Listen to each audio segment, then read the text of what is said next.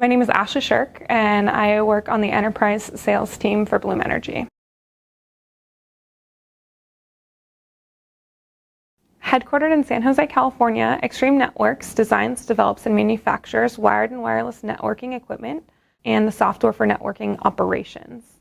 Now you may be asking yourselves why Extreme Networks looked to Bloom. So essentially in 2018, Extreme Networks had 3 separate power outages from their local utility, which drove their leadership to really look for an elegant and innovative energy solution. They decided to go with a Bloom Energy microgrid, which allows their critical operations to be maintained in the event of a grid outage. So not only are they receiving reliable and resilient power from Bloom, but we're also helping them reduce their carbon emissions. Our system also produces no NOx and no SOx, which lead to smog. So Bloom is helping them not only with resilient and reliable power, cleaner power, but also cheaper power solution than what they currently have today.